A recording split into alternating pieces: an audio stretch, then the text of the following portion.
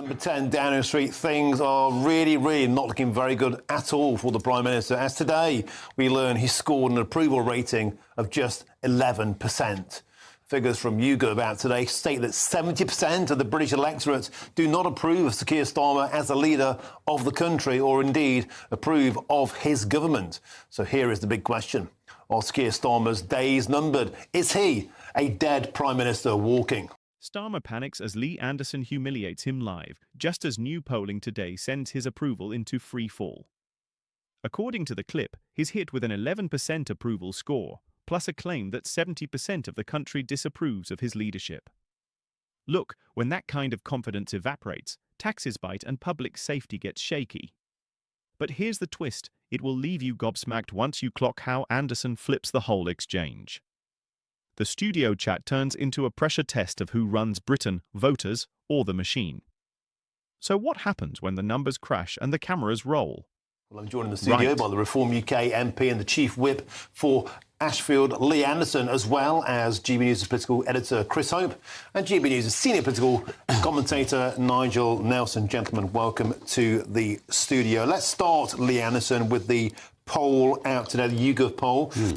70% of the electorate do not approve of Sir Keir Starmer's government. There have only been 3 times in recent history, I think we've got some graphics we can get on the screen, where a government has been less popular. The least popular was October 2022. Liz Truss, 77% disapproved. There's Sir Keir Starmer, look, today on 70% disapproval rating.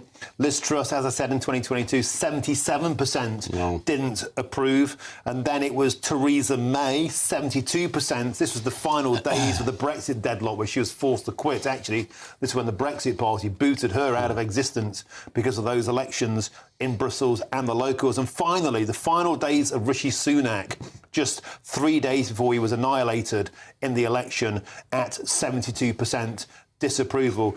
Lee Anderson, in that company, is there any way back for Sir Keir Starmer, or is he a dead PM walking? I think the only thing that Keir Starmer can look forward to, really, Martin, is that look behind himself. Actually, is his own backbenchers and possibly his frontbenchers. I can't see anybody replacing him. To be honest, at one time there was muted about Angela Rayner replacing him. She's sort of gone missing.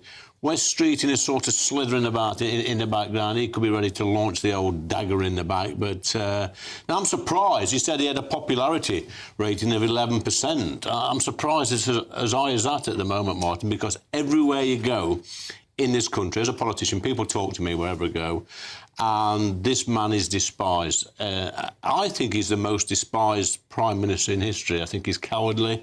He U-turns on everything. He bends to his backbenchers all the time just to save his own skin. He's a dead man walking. I think his time is probably up after the May elections this year, but I dread to think who's going to replace him. But isn't the point that Nigel Farage and yourself would no doubt like Sir Keir Starmer to stick around? Because at the moment, I mean, oh, yeah. Isn't he helping? Yeah, well, he is. He's the best campaign manager we could possibly hope for. Is Sir Keir. Look, he's awful. He's not a leader. I mean, Kemi has said it before, to be fair to her. He's not a leader. He's a lawyer. And he's going to be propped up by, we have some out-of-touch lefties knocking around the GB News studios, the corridors. We've got the coalition of the lefties in the corner. I think Nigel Nelson will probably stick up for it. I know Chopper's got to. It's part of his job. But come on, guys, seriously, this man is a joke, not just nationally, but on the international stage as well. He's got a problem communicating. And I was with him on Monday. He's not connecting properly. He's got to find a way of connecting with people on the level. This cost of living crisis has got to ease this year.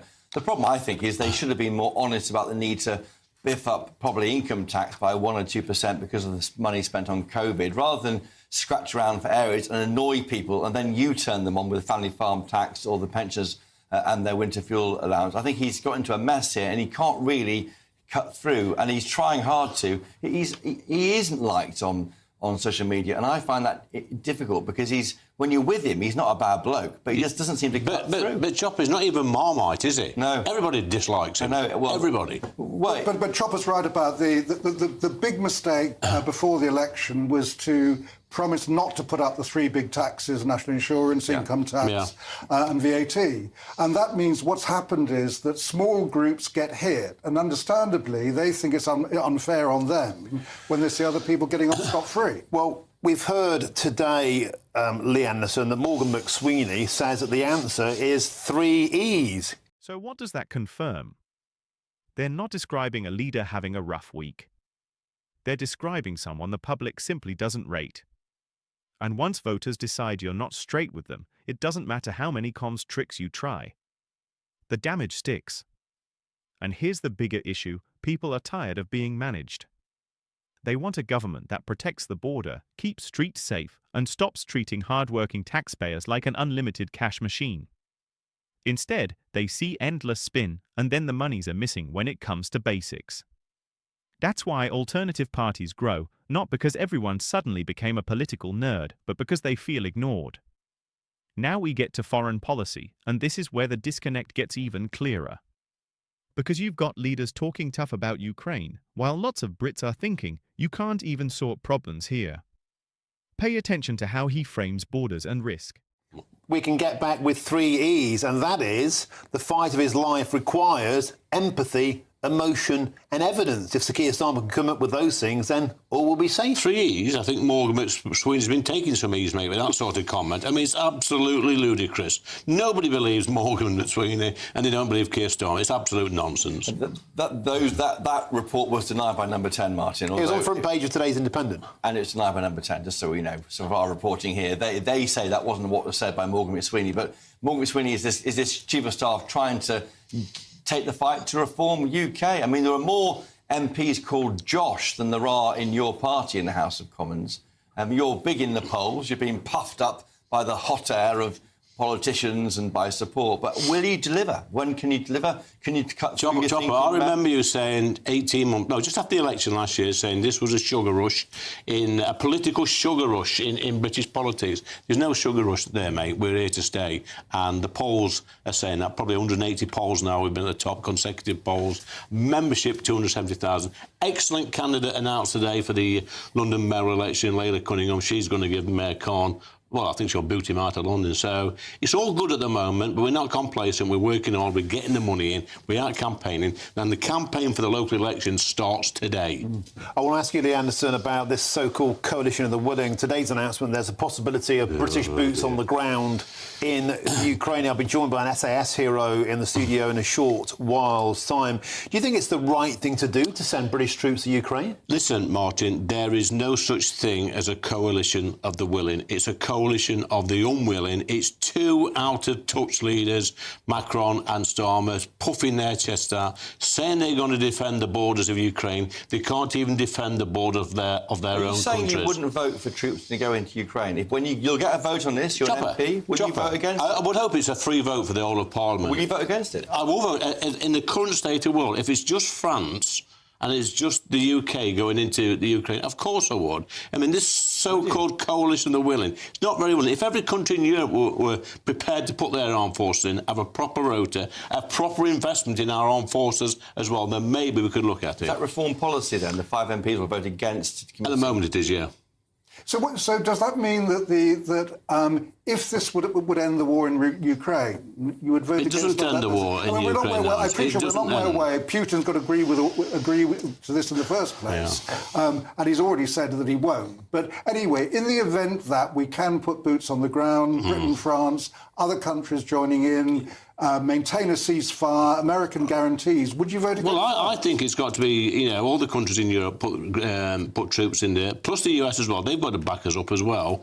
Otherwise, Nigel, I can't see me voting for something that puts young British men and young British women in harm's way. And just remember, if it does kick off a little bit there and somebody is armed, a Russian soldier killed or something like that, that could escalate. And I'm not prepared to put my name to that. And what brings you round is more commitments on security from America and more allies in Europe fighting with UK and French troops. Well, that could happen. That could happen. That's a possibility, Choppy. Europe, it's got to be a proper, a coalition of the willing.